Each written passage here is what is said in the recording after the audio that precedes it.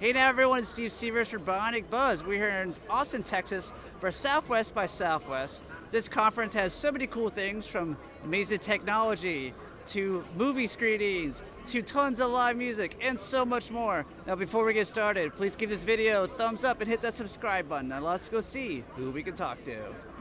All right, my friends, welcome to Southwest by Southwest here in Austin, Texas. Here at Bionic Buzz, we're all about people's passions. I want to know where your passion for music came from and led you on this musical journey. Was a certain album inspired, a certain live performance, or something that was natural for you as a child? Oh boy, I'm trying to think like the first thing that was like super inspiring. I feel like my first stuff that really kind of got me into playing guitar was like Iron Maiden, Judas Priest. Nice. A lot of that kind of early like British heavy metal wave was probably like my big push into playing guitar.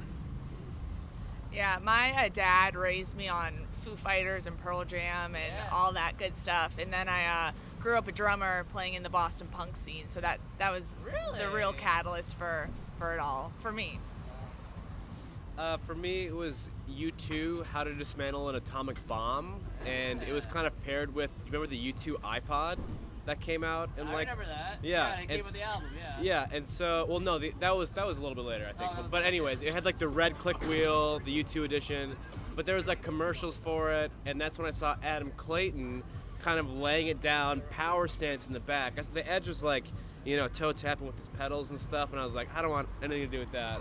I just want to lay it down, power stance, chill like Adam Clayton, and that's why I started playing bass. Awesome. I want to talk about your latest song that I love. I hope I get the title wrong because it's really long. I'm in the business of pleasing no one. I'm in the market to please no one. All right, that was close. We just call it in the market and hope for the best, yeah. Well, it's a great track. I love it. Can you talk about the inspiration for it?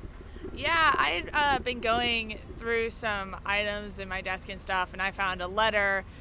It was a therapy exercise. I had written it to a former partner who is not the best person in the world.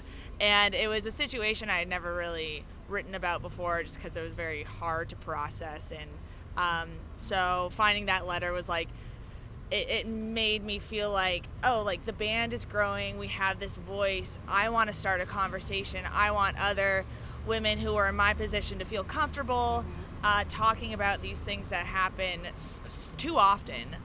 So that's where it came from, and it's an upbeat song because I want it to be an easy conversation. You know, you listen to a sad song that makes you depressed and you don't want to talk about anything, but you listen to a couple drum fills and some banging guitar parts, and you're like, I could talk about the writing and recording process for it. Honestly, it was pretty simple. Chloe honestly had the whole structure and everything of the song kind of laid out, so that when we got in the studio, it was really easy of like kind of retrofitting the riff around making it interesting and hooky. And then at the end, I think we just wanted to spice it up and threw in a little key change at the end, which was just something we all were like, does this work? Yeah, this works. Yeah, feel like that.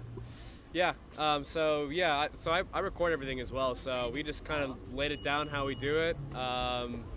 And we all played our parts. Chloe plays the drums on all the songs. That's so cool. And yeah, pretty easy as that. Well, the music video reflects what you're just talking about, the therapy session thing. I guys talk about putting that together, and you guys like were rocking out in his room. I just want to bounce off the walls. Yeah, that music video came together in a week. It was like, nice. Everyone get to LA, we're doing a music video now.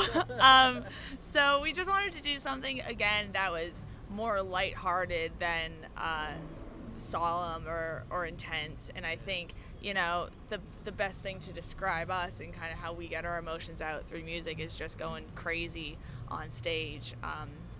So I feel like it was not only a great representation of the song, but how we are as a band as well. I can't wait to see you go crazy on stage here tonight. What does it feel like to be playing here at Southwest by Southwest?